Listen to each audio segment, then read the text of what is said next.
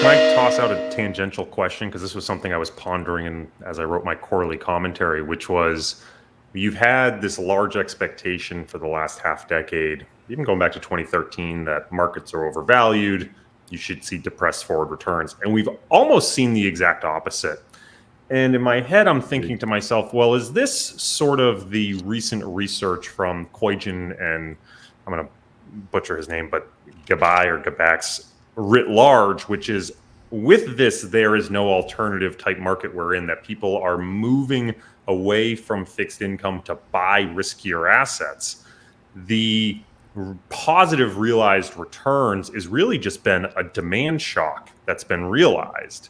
And so we're sort of hitting that escape velocity that people are chasing the returns. They have to keep investing there because bonds keep getting less attractive. Even though they're selling bonds, bonds aren't getting more attractive because central banks are keeping rates depressed, right? And so this is one of those, like, this is just going to continue potentially until the marginal dollar stops having an impact. Well, that's sort of the inelastic market hypothesis, or exactly. like a precursor to that. Yeah, I mean, that's certainly a potential driver of this effect, and I wouldn't be surprised if it was a meaningful driver, right?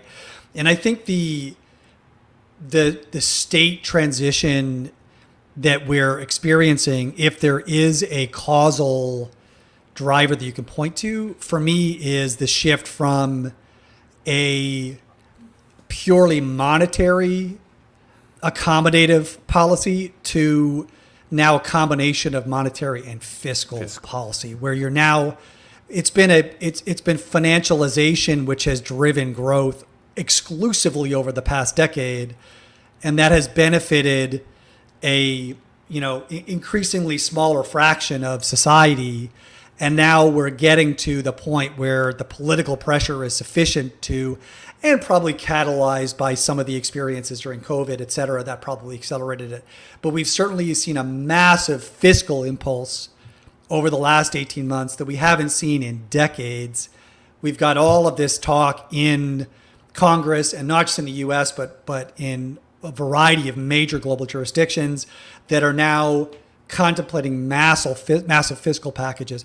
And when you're beginning to take money out of the financial economy and fire hose it into the real economy, now you have the potential for triggering demand for real assets, real durable goods, real consumption that just hasn't been there for the last 10 or 12 years. So that is really the trigger that I think the market is reacting to, as we're seeing market implied signals that the market is concerned about an acceleration in unexpected inflation.